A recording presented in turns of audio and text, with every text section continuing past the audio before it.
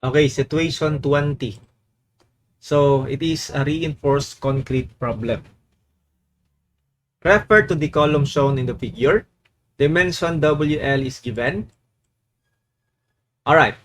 Longitudinal bars ASL 16 by 25 mm diameter bars. Longitudinal bars are our main bars. Lateral ties, that's for the stirrups, no? Or transverse reinforcement. Yung diameter yung given, 10 millimeters. Alright, steel yield strength is for longitudinal bars 415 megapascal. For transverse bars or ties is 275 megapascal. Okay, concrete strength FC prime given. Clear cover 40 millimeters, then spacing of ties is 150 millimeters. Alright, substitute muna natin yung mga dimensions. So 600 by 800 millimeters. So this is a concrete column. Kung titingnan natin to sa 3D, ganito yan. Ayun. Okay? So we have here BUY.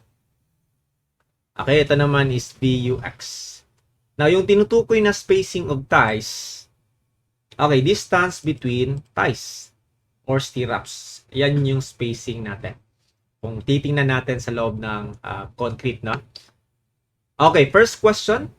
Compute the nominal shear strength of the column for the shear parallel to y-axis. Okay, dito yung y-axis natin, ito yung x-axis natin based sa given figure. Dito naman, nominal shear strength parallel to x-axis naman. Dito naman tayo titingin later. Sa number 60, how much is the nominal compressive load at zero eccentricity? That is the compressive strength naman of the column. Pag ganyan. Alright. So number 15. Yung hinahanap natin is nominal shear strength V and Y along the y-axis. Okay, nominal strength ha? Nominal strength. The strength or the shear strength of concrete is composed of a reinforced concrete is composed of the strength provided by the concrete itself and the strength provided by the stirrups or the shear reinforcement. So pag along Y tayo, take note, we need to define correctly our variables. Ito yung width natin. Okay, along Y yung ating shear. The width here is 800 millimeters. So clear cover, by the way, is given. That's 40 millimeters. It is on the problem. Clear cover or concrete cover. Hindi niya pala binagit clear cover. Basta yung term is concrete cover, then it is not to the centroid of the reinforcing bars. Okay, clear cover yan. Concrete cover. So 40 millimeters. Okay, along Y, yung depth na gagamitin natin, yung effective depth is from here, from the top. Okay, yung correct definition is from the extreme concrete compression fiber to the centroid of the tension bar. Kung dito yung ating VUY, then dito yung ating part ng tension bars. Okay, so you have here D. So to solve for D, kunin na lang natin to, tawagin ko na lang siyang D prime, yung variable natin. You can solve for that kasi we have the diameter of ties and of course the diameter of our main bars.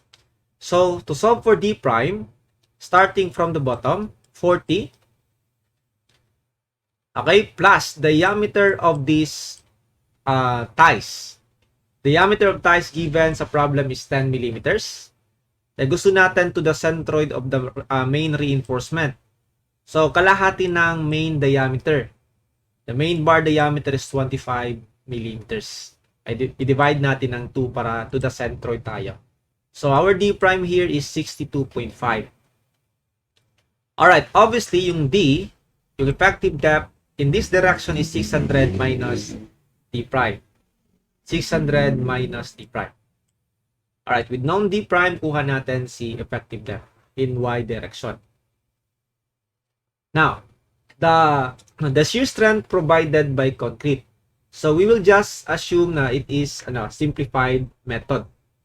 Wala kasing binigay na compressive load. Kung merong compressive load ito, then mag-iiba yung gagamitin natin. Simplified approach pa rin, pero merong mag-i-involve. Basta meron kang compressive load, madadagdagan yung shear strength natin. No? Pero sa problem, walang binigay na compressive load, then as is natin yung simplified approach to. 0.17 lambda squared of FC prime BWD. Okay, so yung lambda natin, concrete modification factor, usually it is 1 for normal weight of concrete. FC prime is 28 megapascal given, BWD is 800 millimeter. Yung effective depth in this direction is 537.5. The result will be in newtons. Okay, this is the strength provided by the concrete, shear strength. Take note, meron din tayong shear strength provided by the stirrups or the shear reinforcement. Na kung titingnan natin, yung analogy dito, magka-crack siya at a D distance na from the face of the support. Parang ganun yung ating analogy.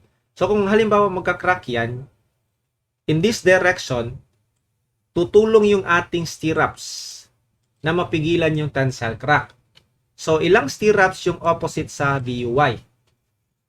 So you have 4 stirrups. We need to know that one, no? Titingnan natin yung parallel sa ating applied load. Dito yung shear natin, so 4 na shear reinforcement parallel to that. Kasi yung ating VS is a function of AB. So ilang shear reinforcement yung parallel dito. Okay? Yung AB is area of the stirrups. Pi over 4 times diameter given is 10. As 10 squared. Multiply by 4 kasi 4 yung pipigil sa tensile crack dyan. FYT is 275 given.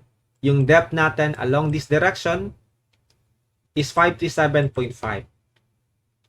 Yung S is the spacing and that is given in the problem. So you will have here 309,578 newtons. Okay, by code, we need to check this one. Dapat hindi yan lumagpas sa value to. Okay, 0.67 square root of FC prime BWD. So, upon substituting FC prime BW here, and yung D natin, makukuha natin is 1 million newtons, no? So, masyadong malayo. So, the inequality is, it is less than the limitation. So, okay siya. Okay? Halimbawa, lumagpas yan, then you must redesign the dimension or yung ating kailangan natin siya i-redesign. Hindi siya pwedeng lumagpas dito according to the NSCP. Okay, so kung investigation naman, then kung lumagpas yan dito, then gagamitin natin tong limitation. So the nominal strength along Y is VCY concrete, VSY for the steel. So VCY, gawin natin siyang kilonewtons. VSY, gawin ko siyang kilonewtons. 309.58. So, the nominal strength provided by the reinforced concrete along Y is 696.39 kilonewtons. This is along Y, V and Y. So, hindi niya tinanong yung design strength. Okay?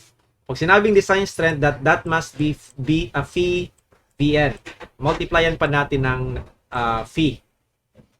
So, wala siyang, yung sinabi niya, nominal strength only. Kaya walang phi. Okay, part 2. Along X naman tayo. Nominal strength along X axis. So, yung magbabago dito is yung D natin. And also yung BW. Yung width this time is, this is our BUX. Yung width natin is 600 millimeters. Yung D naman natin, from here to this centroid. Yung tatandaan natin. And still, this is the same dimension as D prime. Okay? That means yung D is 800 minus D prime. D prime is 62.5, so you will have a 737.5 millimeters. So the same procedure sa part 1. BCX is 0.17 lambda squared of FC prime, BWD. So, again, lambda is 1 for normal weight of concrete. BW is 600 millimeters. Okay, yung depth natin, effective depth in this direction is 737.5. Then you will have VCX concrete. Okay, in newtons. And again, yung titingnan natin for BSY, yung shear reinforcement kung magkakaroon ng tensile crack, we only have 3 shear reinforcement here. Okay? Tatlo. Kasi yan yung parallel kay BUX. So, yung AV natin, tatlong 10 mm bars lang. Alright? FYT the same. Yung depth natin this time is 737.5. Yung S is 150. Then you will have in newtons. Again, before we conclude na ito yung BSX natin, check the limitation. Okay, by code. So in this case, of course, yung D natin lumaki. So naging 2 million newtons. So obviously, napakaliit ito. Alright, so applicable to us the shear strength provided. Again, if ever na lumagpas yan dito, then we will use this one. I mean, we will use the limitation for investigation purposes. Okay? So, VNX is VCX plus VSX. VCX in kilonewton. VSX in kilonewtons. No, sorry. Ito pala. 318.577. So, you will have VNX equal to 716.3 kilonewtons. Okay? So, part 3. This time is the compressive strength of the column naman yung hahanapin natin. Nominal, take note nominal, kaya we don't need to apply reduction factor. Compressed load PL. So, this is just by equilibrium. Kung titingnan natin sa side view yung column natin, so of course, it will be subjected by a load PU, yung design. So, sinabi dito, without eccentricity. Andito yan, nasa gitna. Yung PU natin, okay, coming from the load will be accounted by the reinforced concrete. No, that's the concrete. I mean the strength provided by concrete. And also the strength provided by the steel. Tutulong yung steel, of course. So, bale, by equilibrium, yung nominal strength natin is concrete plus steel. Paano kunin yan, sir? Strength of materials, area times stress. So, kunin muna natin yung total area of the concrete. So, the gross area of concrete is 600 by 800. You have here 480,000 square millimeters. And the total steel area, okay, we have a 25 mm diameter bar, 16 mm lahat yan. Nasa problem din yan. We have 16 mm main bars. I mean 16 25 mm main bars. So, ito yung steel area natin. Alright, so makukuha muna natin yung PO. Ito yung definition sa code. Yung PO is the strength of concrete, accounting small eccentricity. That is, for concrete, you have stress 0.85. Ito yung strength natin, compression strength in terms of stress. Multiply natin yan ng area of concrete para maging force. And the net area of concrete is gross area minus area of steel bars. Dapat net yung gamitin natin. So, this is for the concrete. Now, for the total force contributed by steel, that is area of steel times stress. Yung stress na gagamitin natin is the Fy. Okay? So, 0.85 FC prime given. AG and AST are already solved. Substitute. Now, plus AST, Fy. Of course, Fy gagamitin natin are for the main bars. Yung 415 megapascal. So, the result here is 14, almost 14, 14 million newtons. So, pag sinabing PN, okay, pag sinabing PN, although sinabi niya with zero eccentricity, pero meron talaga yung accidental eccentricity. So, according to the code, to account the accidental eccentricity, for tied column, we will multiply that one by 0.8. Okay? So, that will give us our nominal strength. So, tied column 0.8. For spiral naman, that is 0. I think 0.85, no? Correct me if I'm wrong. Pero basta, iba yung kanyang coefficient dito. So, multiply natin ng 0.8. Okay, gawin ko siyang kilonewtons. So, the nominal strength is 11,597.2 kilonewtons.